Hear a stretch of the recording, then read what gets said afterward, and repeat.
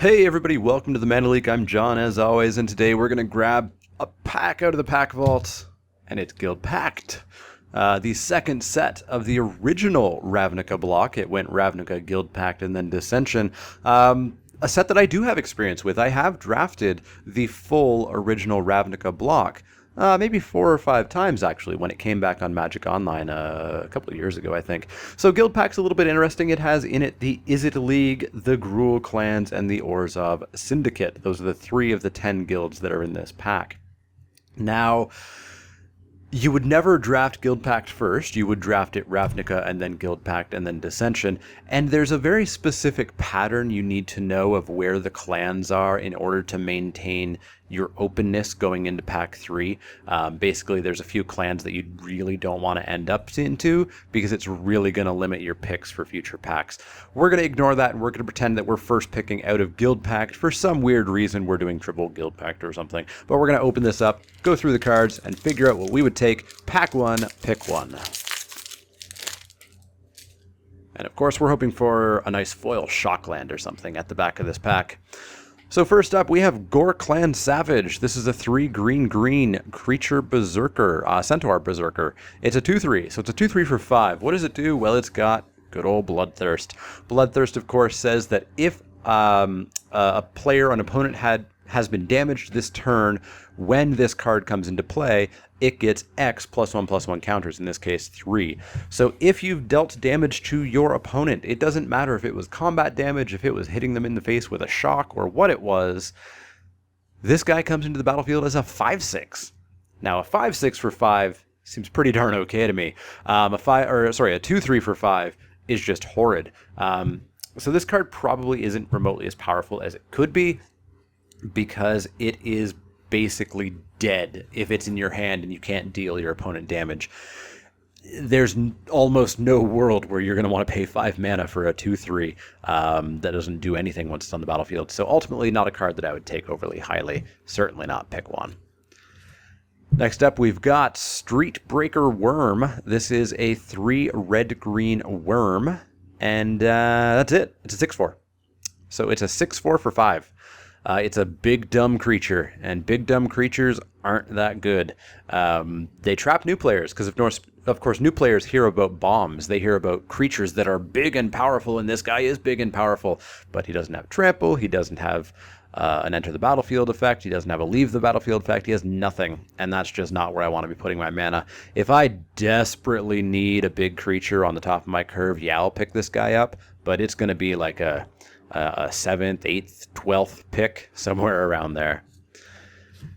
Next up, we've got Bloodscale Prowler. This is a 2 and a red Viashino Warrior. It's a 3/1, and it's got Bloodthirst 1. So that means it's a 3/1 for 3, which is okay. Generally, you're going to pay 2 for that. But if you've dealt damage, which hopefully you have, this is a 4/2 for 3, which is also okay. That is still really low toughness. This, of course, wants to be in a very low curve red aggro deck. But yeah, it's hard to say. You know, obviously not our first pick. Definitely not our first pick. I hope, anyways. But a card that I think may get the cut probably more often than it gets the include, just because of that low toughness. But if you're super low aggro, this guy seems fine. Next up, we've got Infiltrators, Mage Mark. Let me see this up close. Infiltrators, Mage Mark. 2 and a blue for an enchantment aura, enchant creature. Creatures you control that are enchanted get +1/+1 and can't be blocked except by creatures with Defender. Interesting. That's very interesting. So this enchantment doesn't specifically do anything to the creature that it enchants. It's almost more like a global enchantment, but of course its effect does apply to its creature it's enchanting as well. The creature that it's enchanting gets +1/+1 and can't be blocked except by defenders. Every other creature that's enchanted by any enchantment, be it a copy of this one or something else, also gets +1/+1 and can't be blocked except by defenders. That's kind of cool. I like the design of that card. I really like the design of that card. Ultimately doesn't seem worthwhile because you don't really plan to be enchanting a whole lot of things. Certainly not in limited. So it's going to get a big pass for me, but I do really like the design of that card. Is It Boilerworks, a good old bounce land. So Is It Boilerworks enters into play tapped. When Is It Boilerworks enters into play, return a land you control to its owner's hand. Tap, add blue and red to your mana pool. Now, I'm sure everybody knows this, but of course, if you were to play this card without any other lands down, you have to bounce it. So you are going to have a land down. These are great mana fixing cards, especially in a 3-color format like Ravnica block. Totally a pickup if you need those colors and you want to land. And if you don't, you pass it on. That's about all there is to say about that.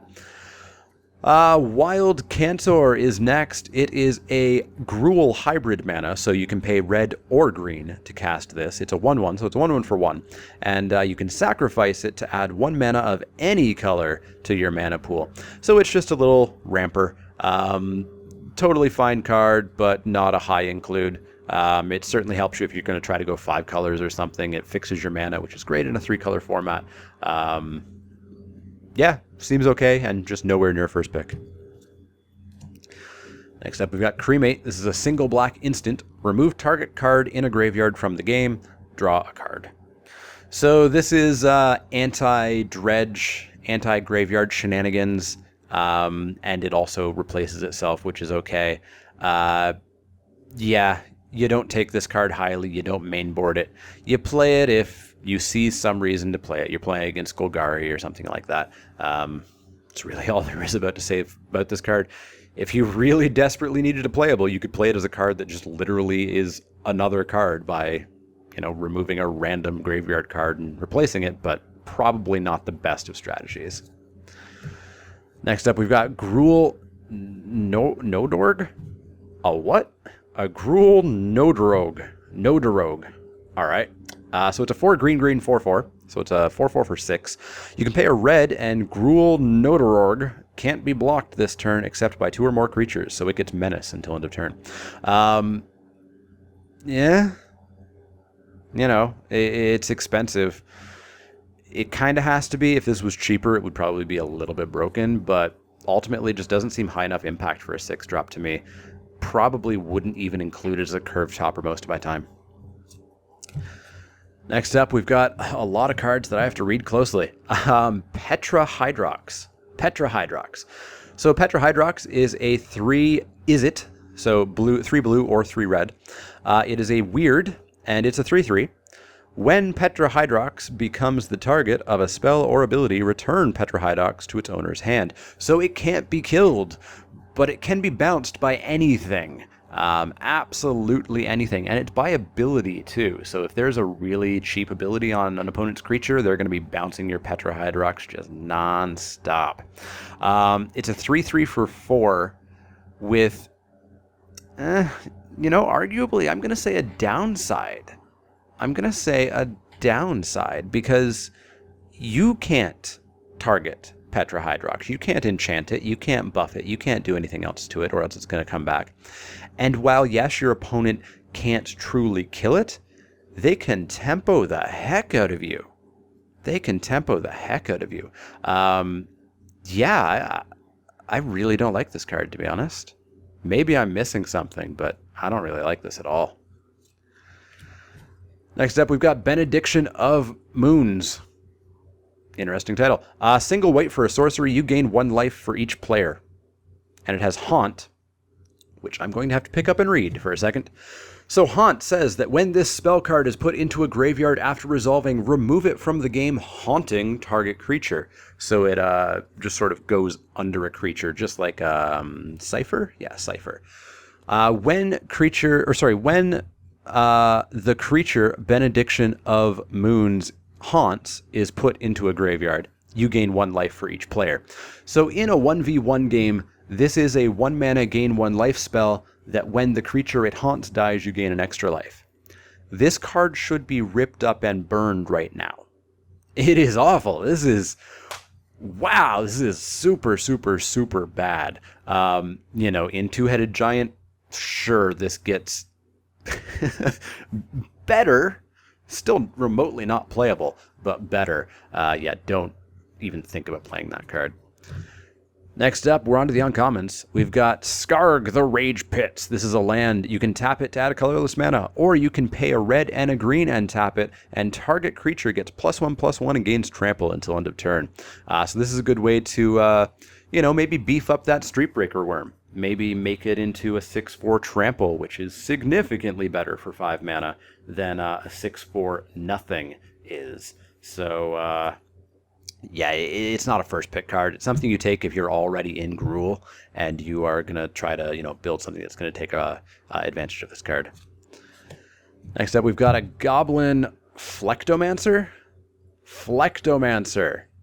This is a blue, red, 2/2 Goblin Wizard, and you can sacrifice Goblin Flectomancer, and you may change the targets of target instant or sorcery spell. So you get to basically spellskite something, except you get to change it to whatever the heck you want. Seems kind of good. It's a threat of activation kind of thing. It's on the battlefield. Your opponent knows it's there. They're going to just not cast whatever they don't want you to change the target of. That means that they're not casting it, which is good. But, it kind of gives your opponent a little bit of the advantage there. If you just finish the game off because of that, then awesome. But, yeah.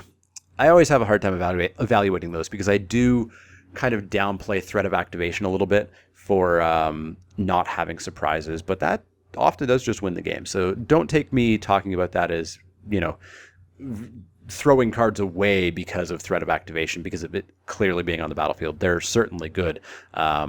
This one, I don't know, could be good. Your opponent's going to try to bait the heck out of it. They're going to try to make you change the targets of some little spell so they get you with the big one. But ultimately, seems kind of like a fun card, I think. Not sure if I would take it, though.